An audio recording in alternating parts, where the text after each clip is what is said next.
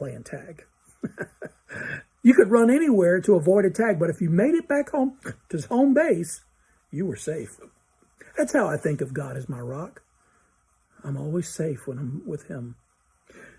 For this, we're going to focus on one rock, minding its own business in the Sinai Peninsula, a very talented rock. The children of Israel have just experienced the crossing of the Red Sea on dry ground, the national championship of miracles. They have a dance party there on the eastern shoreline of the Red Sea, but once the excitement is over and they look around and they see nothing. No shopping centers, no supermarkets, not even a convenience store. Everything they have is on their backs because they left in such a hurry. And now they begin their 40-year trek in the desert wilderness. And God's not asleep at the switch. He's fully aware of their needs. He brought them this far, and the miracles have not slowed. They complain about a lack of food. Now, just for the record, all of us would have done the exact same thing. Moses passes a message to the Lord, and sure enough, the Lord was waiting on their request and gives them manna from heaven and quail for meat. How cool is that? And he doesn't just do it once. No, he does it until the day they cross the Jordan River and leave the wilderness behind them. That's 40 years. But in Exodus 17, we find the children of Israel in desperate need of water.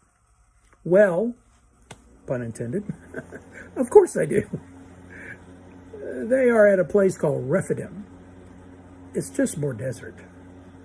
Notice that God has led them to a dead-end street. That messes with our theology a little bit, doesn't it? But God does his best work on dead-end streets.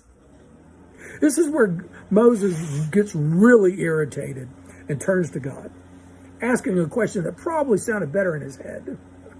What shall I do with these people? You know, God must have been thinking, yeah, Moses, what are you going to do with these people? Remember, God created satire.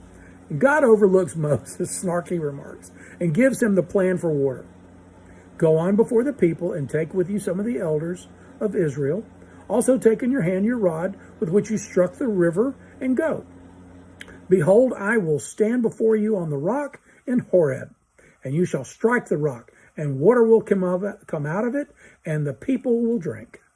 There's a lot in there, but when God speaks, there's always a lot in what he says, and really just a few words. So Moses strikes the rock. Let's stop here, because we're assuming a lot. How many rocks do you know that give water? Now, I've been in the mountains where clear water runs through and over rocks, but none of us have ever seen water originate from a rock. Paul tells us in 1 Corinthians 10 that Jesus was the rock in the wilderness. Jesus plus the rock equaled water. It's that simple. And it's that simple for us too, despite our own common sense. See, the Lord is looking for a few more rocks. Rocks who will say, I'll give him water.